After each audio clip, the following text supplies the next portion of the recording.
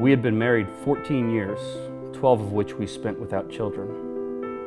We had a great marriage and relationship of trust. After having children, I began to feel my role begin to shift from the center of the marriage to the supporter of the family, and it was different. I felt I was wanted just for relief and help with the children. I wasn't needed for intimacy or sex anymore. My response was to dig into work. I allowed myself to develop feelings for another woman. Before I knew it, I was making decisions that would wreck my marriage and my life. Once I developed feelings, it was like a snowball headed for hell. I blame my lack of self-awareness and my character for my choices.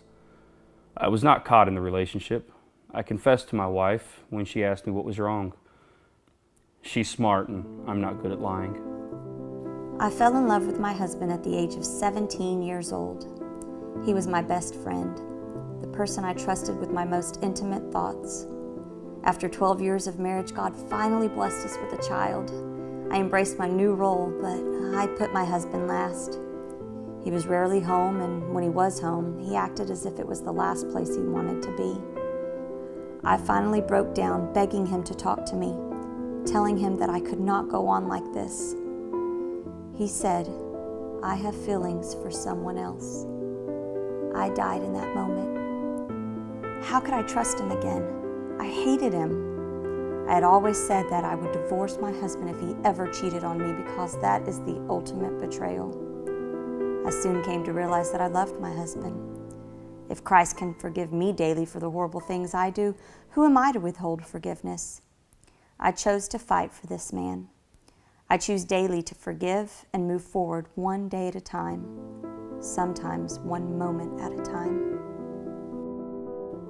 Her decision to stay with me and force me to work it out was not what I wanted at the time.